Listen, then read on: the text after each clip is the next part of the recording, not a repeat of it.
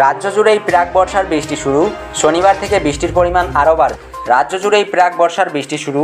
মৌসুমি বায়ু এগিয়ে আসায় জলীয় বাষ্প ঢুকছে প্রচুর পরিমাণে।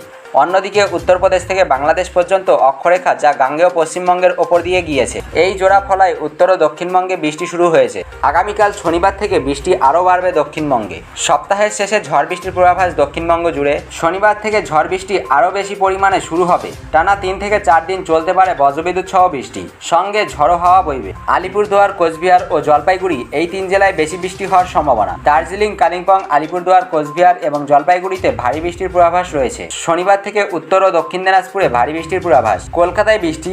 প্রাক বর্ষার বৃষ্টিতে ভিজল কলকাতাও। বৃহস্পতিবার রাত থেকেই দফায় দফায় বৃষ্টি শুরু হয়েছে। এর ফলে রাতের তাপমাত্রা প্রায় 7 ডিগ্রি সেলসিয়াস কমে গিয়েছে। সর্বনিম্ন তাপমাত্রা অনেকটাই কমে যাওয়ার ফলে সকাল থেকে গরম থেকে রেহাই। বজ্রবিদ্যুৎ সহ হালকা থেকে মাঝারি বৃষ্টি চলবে।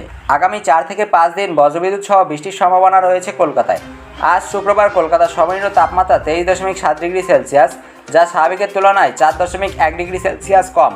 গতকাল বৃহস্পতিবারের সর্বোচ্চ তাপমাত্রা ছিল 34 ডিগ্রি সেলসিয়াস, যা স্বাভাবিকের তুলনায় 1.1 ডিগ্রি সেলসিয়াস কম। বাতাসে জলীয় বাষ্পের পরিমাণ 72 থেকে 98%।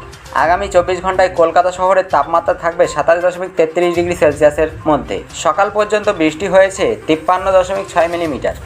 আমাদের কাছে আপনাদের সময়ের দাম রয়েছে, তাই আমরা অযথা খবর দিই না, আমরা দিয়ে থাকি পয়েন্ট খবর। আমাদের এই শর্ট নিউজ আপনাদের কেমন লেগেছে তা নিচে কমেন্ট করে জানাবেন। ভিডিওটি ভালো লাগলে অবশ্যই একটি লাইক এবং সাবস্ক্রাইব করবেন।